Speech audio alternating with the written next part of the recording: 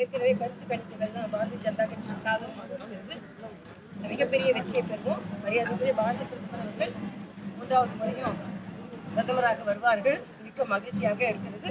இந்த நாடு வளர்ச்சி பாதைக்கு செல்லும். ஆன்மீக பூமி தமிழகம் என்பதை தியானம் செய்து இங்கே நிரூபித்து சென்றிருக்கிறார்.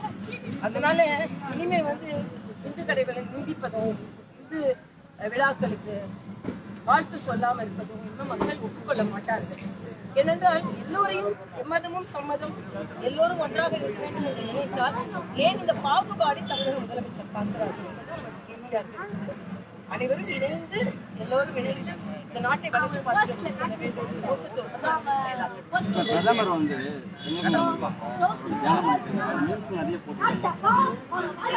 ஒரு பிரதமர் அவரை பத்தி ஒரு ரீல்ஸ் போட்டு அவர் பகிர்ந்து அதை மகிழ்ச்சியா ஏற்றுக்கொண்டார். சில பேர் இங்க தமிழ்நாட்டுல முதலமைச்சர்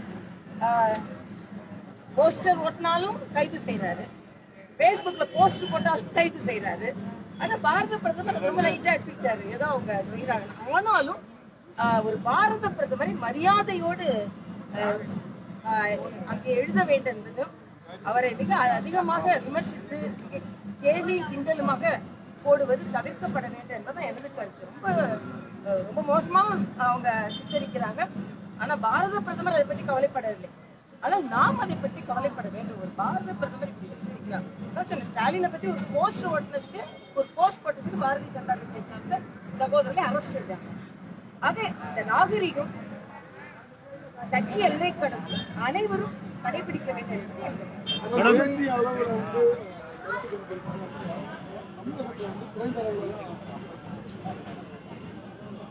இல்ல அதான் நான் எக்ஸிட் போலோட எக்ஸாக்ட் போல்ல நான் இன்னும் அதிகமா எதிர்பார்க்கிறோம்.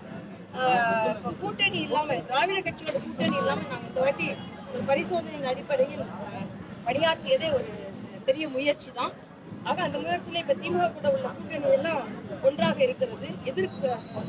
எதிர் வாக்குகள் பிரியும் பொழுது அவர்களுக்கு அது சாதகமா இருக்கும். திமுக சில இடங்கள் கிடைக்கிறது என்றால் அவங்களோட ஆட்சிக்காக கிடைக்கல, அவங்க வாக்குகள் சிதறாமல் இருப்பதனால் கிடைக்கிறது. ஆனா வருங்காலத்துல மக்கள் அதையும் புரிந்து கொண்டு நல்லாட்சிக்கு நல்ல கட்சிக்கு வாக்களிப்பார்கள். ஒரு ஆரம்பம் நல்ல ஆரம்பம் ஏற்பட்டிருக்கு. விடுதலை சிறுத்தை கட்சி தோல் திருமாவளவன் இன்று சொல்லியிருக்காரு, தமிழ்நாட்டுல தாமரை மலர வாய்ப்பே கிடையாது அப்படின்னு சொல்லியிருக்காரு தோல் திருமாவளவன் செய்தியாளர் சந்திப்பு. பிரதமர் கனவுல இருக்காரு இளங்கோவன் சொன்னாங்க, அதனால அதுவும் நடக்க போறது இல்லை. ஆனா நாங்க எங்களோட தாமரை நிச்சயமா வளர்ந்தே தீரும். அதற்கான வாய்ப்புகள் வந்திருக்கு. பவர் கட் இல்லன்னு சொல்றாங்க. எங்க வீட்டுல முந்தானத்து நைட்டு 11 மணில இருந்து 12 வரைக்கும் கரண்ட் இல்ல. அதே மாதிரி நான்